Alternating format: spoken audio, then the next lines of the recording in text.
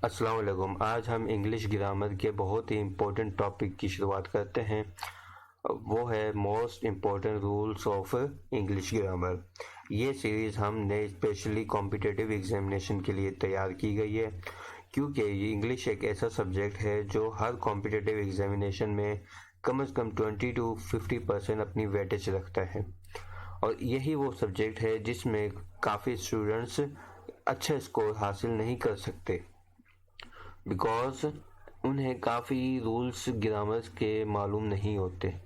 तो इसलिए आज हम इस लेक्चर्स में सीरीज़ में हम most important rules of grammar के बारे में पढ़ेंगे।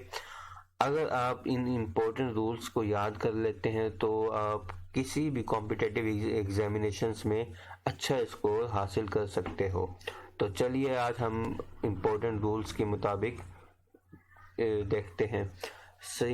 इसमें हम सब्जेक्ट वर्ब एग्रीमेंट का रूल्स को देखते हैं पहले, यानी हम सब्जेक्ट और वर्ब को उसकी सिंगुलरिटी एंड प्लुरलिटी के लिहाज से लगाएंगे। फर्स्ट रूल यह है कि the verb must agree with subject in person and number, यानी सब्जेक्ट के साथ हम वर्ब जब लगाएंगे तो हम ये देखेंगे कि सब्जेक्ट जो है नंबर और पर्सन के लिहाज से सिंगुलर है या प्लूरल है। यानी सिंगुलर सब्जेक्ट के साथ हम सिंगुलर वर्ब लगाएंगे, सिंगुलर प्लूरल वर्ब के साथ हम प्लूरल वर्ब लगाएंगे। So a singular subject takes a singular verb and a plural subject takes a plural verb. Example देख लीजिए, he go to college daily. Grammatically ये सेंटेंस इनकरेक्ट है, because go जो है हम प्लूरल वर्ब के तौर पे इस्तेमाल करते हैं, लिहाजा हम यहाँ पर सब्जेक्ट सिंगुलर होगा तो हम रूल्स के मुताबिक वर्ब को भी सिंगुलर लगाएंगे। So he goes to college daily, यहाँ पे गोज आएगा तो ये ग्रामेटिकली सेंटेंस सही हुआ, सिंगुलर सब्जेक्ट के साथ हमने सिंगुलर वर्ब लगाया। नेक्स्ट सेंटेंस देख लीजिए, द काउ और थर्स्टी। अब यहाँ पे भी ग्रामेटिकल सेंटेंस इनकरेक्ट है, because the cow singular subject है, आर जो है वो प्लूरल वर्ब है, सिंगुलर सब्जेक्ट के साथ हमेशा सिंगुलर वर्ब लगेगा। So the cow is thirsty, ये एक राइट सेंटेंस हुआ। नेक्स्ट सेंटेंस देख लीजिए, the boys has taken the test. यहाँ पे हैज सिंगुलर वर्ब है, बॉयज सब्जेक्ट यहाँ पे प्लूरल है। अगर सब्जेक्ट प्लूरल होगा तो रूल्स के मुताबिक हमने वर्ब भी प्लूरल लगाना होगा। सो ये इनकरेक्ट सेंटेंस है। Now the boys have taken the test, this is a correct sentence. हमने वर्ब की हैज के बजाय हैव प्लूरल फॉर्म लगाई है, क्योंकि सब्जेक्ट भी प्लूरल है। This is right sentence. Next rules देख लीजिए, रूल नंबर 2, टू और more singular subjects connected by and usually takes a plural verb, यानी दो या दो से ज़्यादा सिंगुलर जो सब्जेक्ट होंगे वो एंड के साथ ज्वाइन हो जाएंगे तो हम उनके साथ हमेशा वर्ब की प्लूरल फॉर्म लगाएंगे। एग्जाम्पल देख लीजिए, अ boy and a girl is reading. अब यहाँ पे अ बॉय सिंगुलर सब्जेक्ट है, अ गर्ल सिंगुलर सब्जेक्ट है, दो सिंगुलर सब्जेक्ट एंड के साथ कनेक्ट हो गए। इसके बाद रूल्स ये कहता है कि हम प्लूरल फॉर्म लगाएंगे, जबकि यहाँ पर इज सिंगुलर फॉर्म है, तो ये ग्रामेटिकली इनकरेक्ट सेंटेंस है। So right sentence will be a boy and a girl are reading, यहाँ पे वर्ब की प्लूरल फॉर्म आएगी। सो ये राइट सेंटेंस हुआ। नेक्स्ट सेंटेंस देख लीजिए, the wall and the tower has fallen. यहाँ पे हैज सिंगुलर फॉर्म है, जबकि दो सब्जेक्ट हमारे साथ सिंगुलर एंड के साथ कनेक्ट हुए हैं, the wall and the tower. So ये इनकरेक्ट सेंटेंस हुआ और सही सेंटेंस होगा the wall and the tower have fallen. Have plural form है, दो सिंगुलर सब्जेक्ट के साथ एंड के साथ कनेक्ट होंगे तो हम प्लूरल वर्ब की फॉर्म लगाएंगे। ये सही सेंटेंस हुआ। नेक्स्ट सेंटेंस देख लीजिए, the viceroy and the governor general is in the town. अब यहाँ पे वाइसरॉय एंड गवर्नर जनरल दो शख्स, दो सिंगुलर सब्जेक्ट हैं, एंड के साथ कनेक्ट हैं, यहाँ पे वर्ब की प्लूरल फॉर्म आएगी, जबकि यहाँ पे इज लगाया हुआ, ये इनकरेक्ट सेंटेंस हुआ।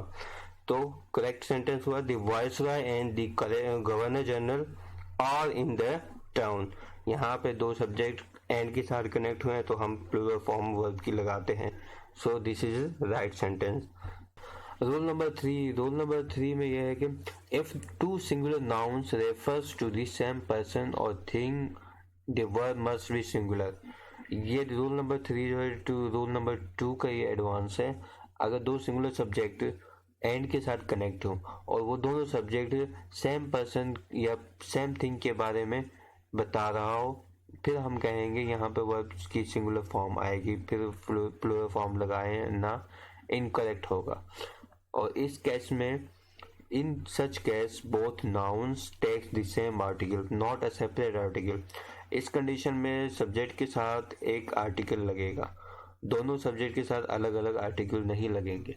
एग्जाम्पल देख लीजिए, द पोएट एंड फिलोसफर और डेड। ग्रामेटिकली ये सेंटेंस गलत है बिकॉज दो पोएट एंड फिलोसफर एक ही शख्स को कहा जा रहा है, और एक ही शख्स को कहा जाए तो फिर हम यहाँ पर वर्ब की सिंगुलर फॉर्म लगाएंगे। ये इनकरेक्ट सेंटेंस हुआ। तो राइट सेंटेंस हुआ the poet and philosopher is dead.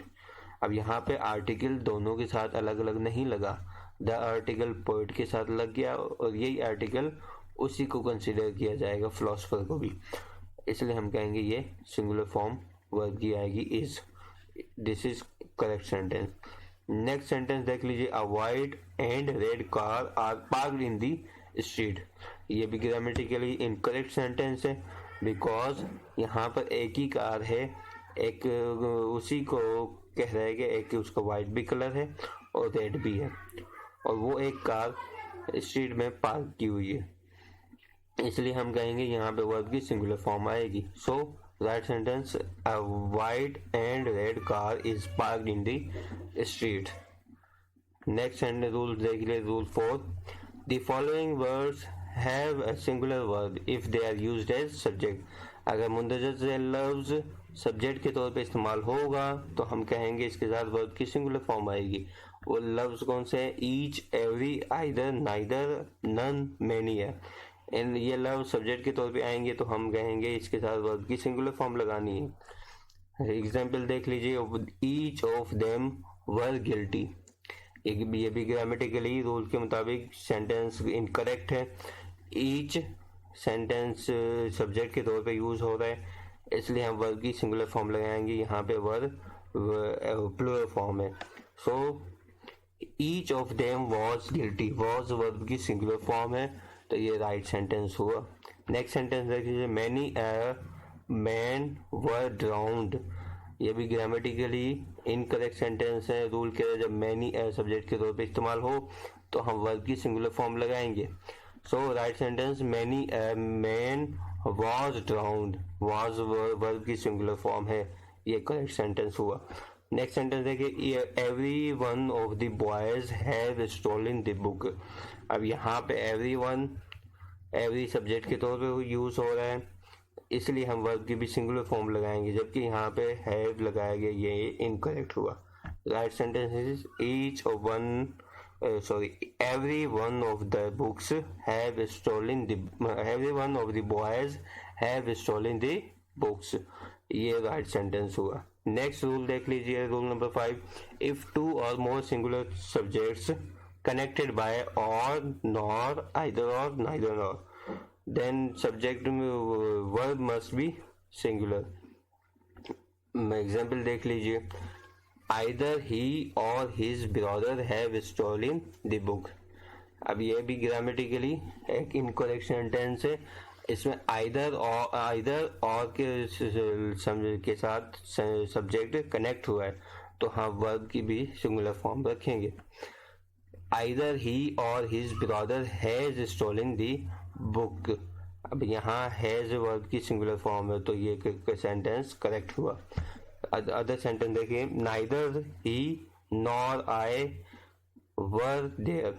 यहाँ पर भी नाइदर नॉर के साथ दो सब्जेक्ट कनेक्ट हुए तो वर्ब की प्लूरल फॉर्म यूज की है, जबकि हमने वर्ब की सिंगुलर फॉर्म यूज करनी है। यह भी ग्रामेटिकली इनकरेक्ट है, तो करेक्ट सेंटेंस हुआ neither he nor I was there. Was verb की सिंगुलर फॉर्म है, सो ये करेक्ट सेंटेंस है। Thanks for watching, subscribe my channel for more videos.